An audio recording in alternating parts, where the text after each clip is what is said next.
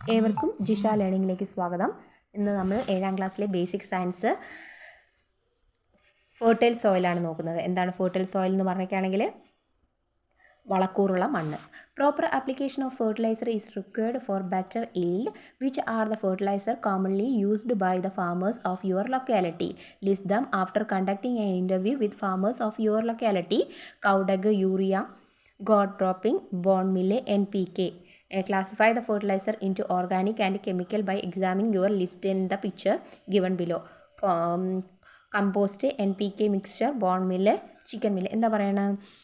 നമ്മുടെ നല്ല വിളവ് ലഭിക്കാൻ നമ്മൾ ശരിയായ വളപ്രയോഗം നടത്തണം അല്ലേ? നമ്മുടെ നാട്ടിലുള്ള കർഷകരുണ്ടെങ്കിൽ അവരോട് ചോദിക്കുക, നിങ്ങൾ എന്തൊക്കെ തരത്തിലുള്ള വളമാണ് കൃഷിക്ക് വേണ്ടി ഉപയോഗിക്കുന്നത്, എന്നിട്ട് അത് ലിസ്റ്റ് ചെയ്യുക. ഓക്കെ, സാധാരണ ഉപയോഗിക്കുന്ന വളങ്ങളാണ് താഴെ തന്നിരിക്കുന്നത്.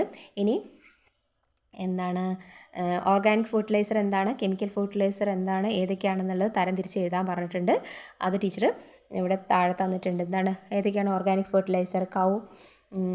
കൗഡഗ്, bone meal, compost, chicken manure, പിന്നെ goat drop. Chemical fertiliser urea, NPK, ammonium sulphate, ammonium nitrate. Okay, ഇനി അടുത്തത് ആ കള്ളീൻ്റെ ഉള്ളിലുള്ളത് എന്താണ്? Doctor MS Swaminathan. Doctor MS Swaminathan ആരാണ്? The father of green revolution. Okay, doctor MS Swaminathan is a agricultural scientist known as the father of green revolution in India. He had to developed high yield seed and popularized then among the farmers and thereby achieved a leap in the area of food production. The effort made by him helped to overcome poverty in the most of Southeast Asian countries. He was awarded with Maxey World Food Prize and Padma Vibhushan. Okay, എന്താണ് അദ്ദേഹം എന്തൊക്കെ നിലയിലാണ്? Doctor MS Swaminathan ഇന്ത്യയിലെ ഹരിത വിപ്ലവത്തിൻ്റെ പിതാവാണെന്നറിയപ്പെട്ടു. കൃഷിശാസ്ത്രജ്ഞനാണ്. അത്യുൽപാദന ശേഷിയുള്ള വിത്തുകൾ വികസിപ്പിക്കുകയും കർഷകർക്കിടയിൽ പ്രചരിപ്പിക്കുകയും ചെയ്തു. അതുവഴി ഭക്ഷ്യോൽപാദന മേഖലയിൽ എന്താണ് വളരെ ഉയർന്ന നിലയിലെത്തിക്കാൻ സാധിച്ചു. പിന്നെ തെക്കു കിഴക്ക് ഏഷ്യയിലെ പട്ടിണിയിൽ നിന്ന് കരകയറ്റിയത് ഇദ്ദേഹമാണ്. പിന്നെ എന്താണ്, ഇദ്ദേഹത്തിന് മാക്സേ അവാർഡ് ലഭിച്ചിട്ടുണ്ട്, ഫുഡ് പ്രൈസ്, പത്മഭൂഷൺ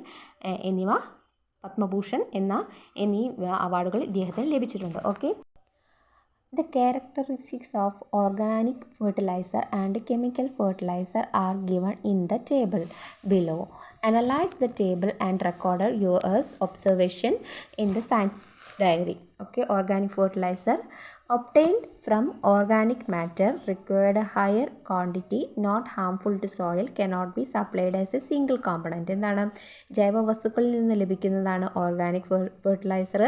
കൂടുതൽ അളവിൽ വേണ്ടിവരും, മണ്ണിന് ദോഷകരമല്ല, ഒരു നിശ്ചിത ഘടകം മാത്രമായി നൽകാൻ കഴിയില്ല. ഓക്കെ, ഇനി അടുത്തത് കെമിക്കൽ ഫെർട്ടിലൈസർ എന്ന് പറഞ്ഞാൽ എന്താണ്? പ്രൊഡ്യൂസ്ഡ് ഫ്രം കെമിക്കൽ ഇൻഡസ്ട്രിയലി, എന്താണ് വ്യാവസായികമായി ഉണ്ടാക്കുന്നതാണ്. റിക്വയർഡ് ലെസ്സർ ക്വാണ്ടിറ്റി, എന്താണ് കുറച്ച് മാത്രം മതി. പിന്നെ excess use of destroyed soil structure, എന്താണ് കൂടുതൽ ഉപയോഗിച്ചാൽ മണ്ണിൻ്റെ ഘടനയെ ഇത് നശിപ്പിക്കും. പിന്നെ component can be supplied as per the requirement, എന്താണ് ആവശ്യമുള്ള ഘടകം മാത്രമായി നൽകാം, കുറച്ച് മാത്രം നൽകിയാൽ മതി. ഓക്കെ, ഇനി അടുത്തത് എന്താണെന്ന് വെച്ചാൽ organic and chemical fertiliser have their own merit and demerits. Farmers of our state follow a mixed methods of applying more organic fertilizer and lesser quantity of chemical fertilizer. Farmers also use microbial fertilizer for better yield. എന്താണ് കൂടുതലായിട്ട് നമ്മൾ chemical fertiliser ഉപയോഗിക്കുന്നില്ല കർഷകർ. എന്താണ് organic ഫെർട്ടിലൈസറും കൂടി use ചെയ്തിട്ട് ചെറിയ അളവിൽ മാത്രമാണ് കെമിക്കൽ ഫെർട്ടിലൈസർ യൂസ് ചെയ്യുന്നത് അവർ. അതാണ് പറഞ്ഞിരിക്കുന്നത് കേട്ടോ. ഏറ്റവും കുറച്ച് അളവിൽ മാത്രമേ നമ്മൾ കെമിക്കൽ ഫെർട്ടിലൈസർ ഉപയോഗിക്കാൻ പറ്റുള്ളൂ, അല്ലെങ്കിൽ നമ്മുടെ അമിതമായ ഉപയോഗം മണ്ണിൻ്റെ ഘടനയെ നശിപ്പിക്കും. ഓക്കെ, ടീച്ചറിൻ്റെ വീഡിയോ ഇഷ്ടപ്പെട്ടാൽ ലൈക്ക് ചെയ്യുക, ഷെയർ ചെയ്യാം.